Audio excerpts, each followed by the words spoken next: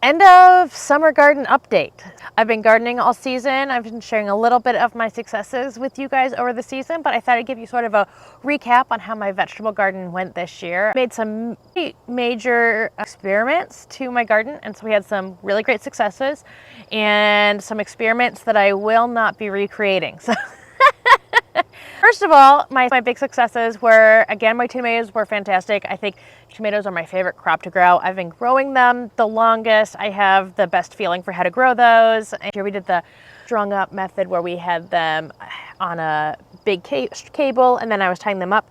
I think that worked really well for me. I was able to keep the plants trimmed appropriately. It's not the end of tomato season. I've still got tomatoes on the vines. So tomatoes are still doing great in August, but great. Tomatoes, A+. I'm really excited about that experiment and my tomato plants.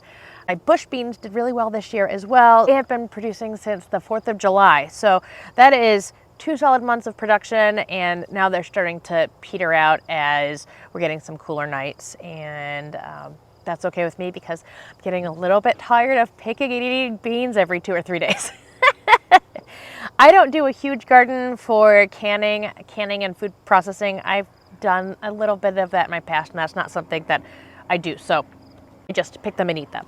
So that also very successful. I grew a lot of really beautiful cut flowers, primarily zinnias this year. They are still going strong. So even when we start composting and putting the rest of my garden to bed, we'll be leaving the zinnia patch up, and Lily and I will still be cutting flowers for the house and to sell in the store for quite a while now. We've had a lot of fun with the cut flowers. And corn was really good. I forgot about that one. Corn. My corn plants did really well. I've already harvested all the good ears, and it's time to tear the rest of them down. And my sunflowers, they're just fun and pretty. Those turned out good too. Oh, cucamelons. There's a cucamelon. Or Mexican sour gherkin. These are a fun plant. Those worked well. They're still growing. There's a watermelon. That is a great success, my watermelon plant. Other plants that did fine were my cucumbers, zucchinis, squashes, all that, the sort of cucurbit area. They did fine this year. I think the weather wasn't optimal for those plants, and so they did great. Every year there's things that do fantastic, and other years things that don't do fantastic based on weather. So they were fine this year. Couple of experiments I did this year that did not work out well, and maybe you can learn from mistakes. First, peanuts. We planted peanuts and the plants are still looking really beautiful in my garden, but we planted them straight in the ground from seed. But they take a really long time, too long for the Ohio growing season. And then we had a super, super cold June, and so they even took longer to grow than they should have. So next year I'm going to do peanuts again, but I'm going to start them in the greenhouses a couple months early so that they start to produce fruit in August or September.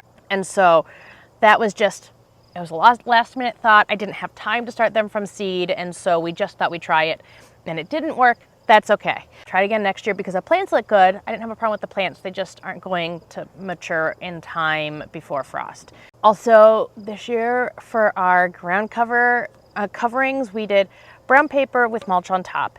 And that didn't go as well for me as cardboard. Cardboard was a much better barrier than, oh, hummingbird. Cardboard was a much better barrier for me last year. We tried the paper this year just for ease. We didn't have to collect all the cardboard. We didn't have to take all the staples and tape off the paper.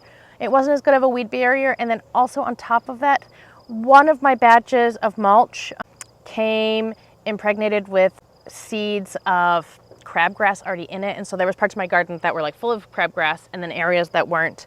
And that was because it was growing right in the mulch, not below and through. So it happened.